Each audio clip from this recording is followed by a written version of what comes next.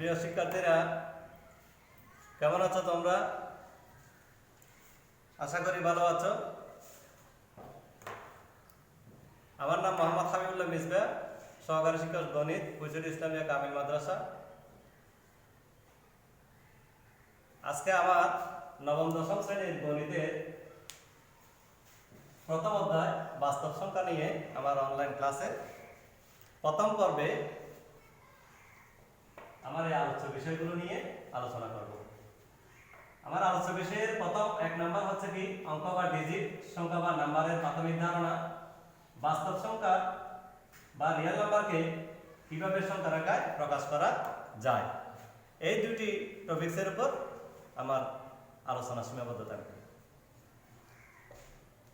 তাহলে প্রথমে দেখো অঙ্ক কি বা ডিজিট কি। অঙ্ক প্রধানত দুই প্রকার। অঙ্ক প্রধানত কয় প্রকার? দুই প্রকার। যেমন এক হচ্ছে সার্থক অঙ্ক, এক হচ্ছে সার্থক অঙ্ক, দুই সাহায্যকারী অঙ্ক।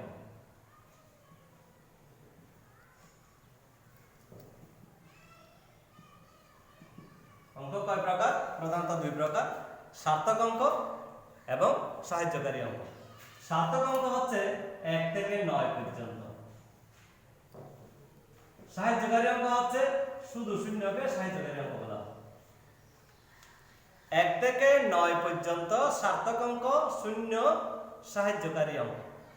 এই অঙ্কগুলো একটা আরেকটার পাশে বসিয়ে তুমি যত বড় সংখ্যা তত বড় সংখ্যা বানাতে পারো। যত বড় সংখ্যা বানাতে চাও তত বড় বড় সংখ্যা তুমি ইচ্ছে করলে বানাতে পারো। এখন এই সার্থক অঙ্ক, সাহায্যকারী অঙ্ক দিয়ে অঙ্কের মধ্যে মোট সংখ্যা কয়টি? 10টি। 0 থেকে 9 পর্যন্ত মোট অঙ্ক কয়টি? 10টি। এই অঙ্কের বা সংখ্যার সাবমন সংখ্যার ভিত্তি হচ্ছে 10, সংখ্যার চিহ্ন বা প্রতীক হচ্ছে কয়টি? 10টি। যেহেতু 0 থেকে 9 পর্যন্ত 10টি, এই 10টি হচ্ছে অঙ্কের সংখ্যার চিহ্ন বা প্রতীক বা সংখ্যার কি? ভিত্তি। এখন সংখ্যা কি? সংখ্যা হচ্ছে যে সকল অঙ্কের সাথে টি টা কানা কানি বসিয়ে যে সকল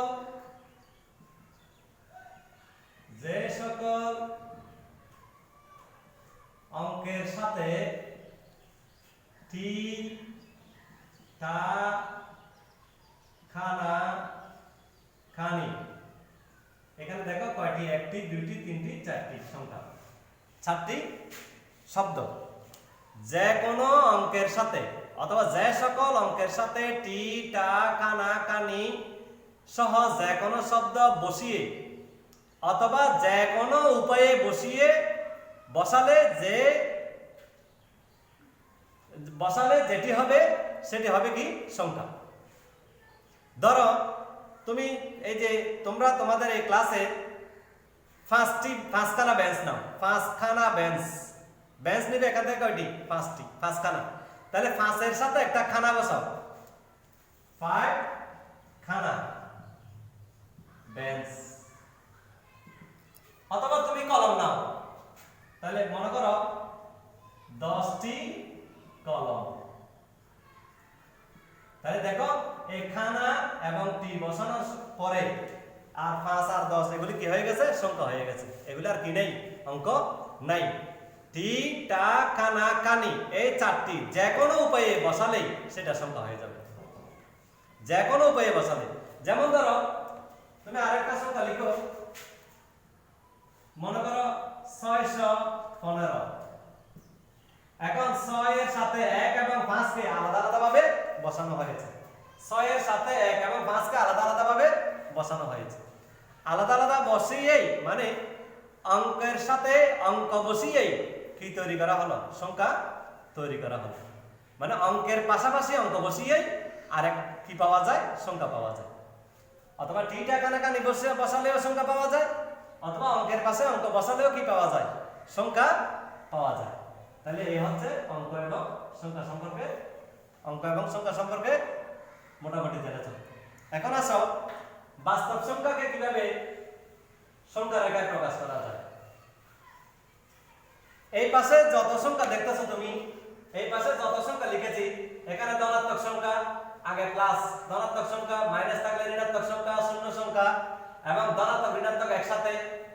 এইভাবে ধনাত্মক ঋণাত্মকের মধ্যে পূর্ণ সংখ্যাও আছে, ভগ্নাংশও আছে, আবার রুট আছে, করণী আর কি, এটাকে রুট বলা হয়, করণী বলা হয়। এই রুট আছে, এরকম সংখ্যা আছে, দশমিক সংখ্যা আছে, ফৌনফনিক সংখ্যা আছে, মানে ফৌনফনিক মানে আবৃত সংখ্যা, আবার এদিকে অনাবৃত সংখ্যাও আছে। এই সব সংখ্যাগুলোকে সংখ্যা রেখার মাধ্যমে প্রকাশ করতে পারলেই তাকে কি বলা হয়? বাস্তব সংখ্যা বলা হয়। এই বাস্তব সংখ্যা, বাস্তব সংখ্যা হচ্ছে কি, যে সব সংখ্যাকে সংখ্যা রেখার মাধ্যমে প্রকাশ করা হয়, যে সব সংখ্যাকে সংখ্যা রেখার মাধ্যমে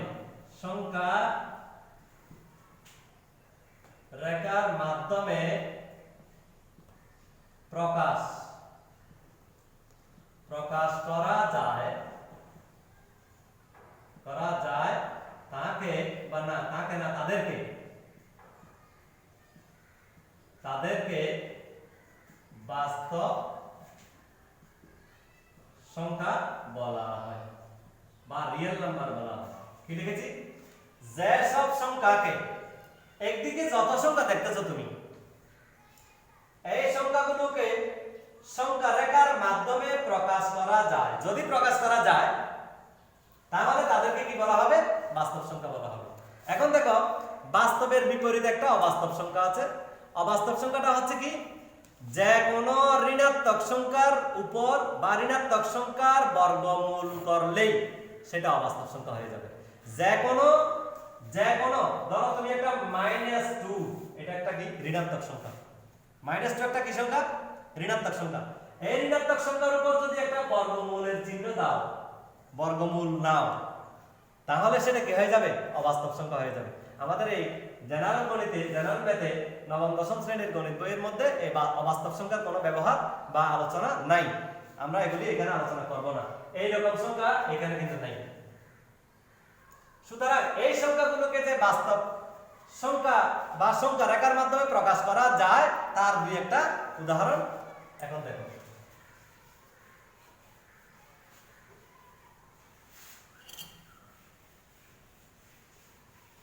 ধরো তুমি কাকে বসাবে? কতগুলি আগে পূর্ণ সংখ্যা বসাও, ধনাত্মক এবং ঋণাত্মক, কিছু ধনাত্মক পূর্ণ সংখ্যা আর কিছু ঋণাত্মক পূর্ণ সংখ্যা তুমি বসাও। বসাতে গেলে প্রথমে এবি একটা সরল রেখা দিতে হবে। এবি একটা কি সরল রেখা। তাহলে এবি সরল রেখা ঠিক মাঝখানেও নিতে পারো, একটু আগেও নিতে পারো, একটু পরেও নিতে পারো, যেদিকে ইচ্ছা। এই এবি সরল রেখার উপর একটা মূল বিন্দু নিতে হবে। একটা কি বিন্দু? মূল বিন্দু। এই ও হচ্ছে কি বিন্দু? মূল বিন্দু। একটা মূল বিন্দু নিতে হবে। এই মূল বিন্দুর ডান পাশে, মূল বিন্দুর ডান পাশে সব সময় ধনাত্মক সংখ্যা বসে আর বাম পাশে সব সময় ঋণাত্মক সংখ্যাগুলি বসে। মূল বিন্দুর ডান পাশে সব সময় ধনাত্মক সংখ্যাগুলি বসে, ধনাত্মক মানে প্লাস সংখ্যাগুলি বসে, আর বাম দিকে ঋণাত্মক সংখ্যাগুলি বসে। এটা হচ্ছে ডান দিক, আর এটা হচ্ছে কি বাম দিক। তাহলে ডান দিকে ধনাত্মক সংখ্যাগুলি বসে আর বাম দিকে ঋণাত্মক সংখ্যাগুলি বসে। যেমন দেখো, তুমি কিছু দূরে গিয়ে যদি 1 দাও, এদিকেও বাম দিকে কিছু দূরে গিয়ে -1 দিতে হবে। ডান দিকে কিছু দূরে গিয়ে 2 দিলে সমান দূরত্ব গিয়ে আবার এদিকে সমান দূরত্ব এসে -2 দিতে হবে। এদিকে আবার সমান দূরত্ব গিয়ে 3 দিলে এদিকে সমান দূরত্ব এসে কি দিতে হবে? -3 দিতে হবে। এইভাবে সংখ্যা রেখার উপর বাস্তব সংখ্যাগুলো বসানো যায়। বাস্তব সংখ্যার মধ্যে এখানে কি কি বসাইছি? কিছু ধনাত্মক সংখ্যা আর কিছু ঋণাত্মক সংখ্যা। এখন তুমি ইচ্ছে করলে এই সরল রেখার উপর আরো বিভিন্ন সংখ্যা বসাতে পারো। তার মধ্যে তুমি একটা দশমিক সংখ্যা বসাও। ধরো তুমি 5.38 কে বসাবে, 5.34 কে বসাবে। এই সংখ্যাটা সংখ্যা রেখার মধ্যে তুমি বসাতে পারো। তবে সংখ্যা রেখার মধ্যে বসাতে গেলে প্রথমে একই নিয়মে আবার একটা কি নিতে হবে, সরল রেখা নিতে হবে। এই সরল রেখা মাঝখানে নিতে পারো বা যে কোনো জায়গায় নিতে পারো, একটা মূল বিন্দু নিতে হবে। মূল বিন্দু নেওয়ার পরে দেখো এটা কি সংখ্যা, যেহেতু এটার আগে মনে মনে একটা প্লাস চিহ্ন আছে, তাহলে ধনাত্মক সংখ্যা। ধনাত্মক সংখ্যা হলে কোন দিকে বসবে? ডান দিকে বসবে। ডান দিকে 1 2 3 4 5 6, তাহলে 1 2 3 4 5 6 এইটুকু বসালাম। দেখো যেহেতু এটা দশমিকের মূল মানে পূর্ণ সংখ্যার পরেও কিছু অংশ আছে, এই কিছু অংশ যেহেতু আছে তাহলে এটা কার পরে 5 দশমিক, তাহলে 5 এবং 6 এর মাঝামাঝি অবস্থায় বা 5 এবং 6 এর মধ্যখানে বা মাঝখানে বা একটু আগে বা পরে এখানেই অবস্থান করতেছে। অবস্থান করলে তোমার আরো একটা সরল রেখা তোমার নিতে হবে। এখানে আরো একটা সরল রেখা নিয়ে ধরো এখানে মূল বিন্দুটা এখানে দিলাম, 5 এবং 6 এর মধ্যখানে এটা আছে, তাহলে ধরো এখানে এটা 5, এটা 5, তারপর হবে কত? 5.1, 5.2, 5.3, 5.4, 5.5। আবার দেখো এই এখন 5.3, এই 5.3, এখন 5.3 এর পরেও তো কিছু অংশ আছে, তাহলে এটা 5.3 এবং 5.4 এর এই মাঝামাঝি অবস্থার মধ্যে আছে। এখানে আছে এটার মধ্যে, আর এখানে আছে এইটার মধ্যে। এখন দেখো এইটার জন্য তুমি আরো একটা সরল রেখা নাও। আরো একটা সরল রেখা নিলে সরল রেখার উপর একটা মূল বিন্দু নিলাম। মূল বিন্দু নেওয়ার পরে প্রথমে কত? 5.3, 5.3, 5.4, 5.5, 5.6।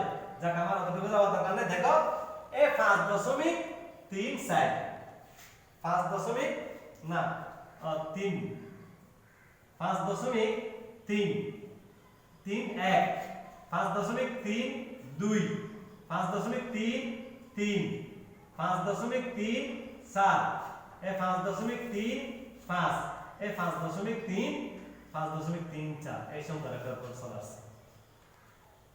তার মানে ইচ্ছা করলে দশমিক সংখ্যাকেও সংখ্যা রেখার উপর কি করা যায়? বসানো যায়। এবার দেখো একটা ব্যতিক্রম জিনিস দেখো,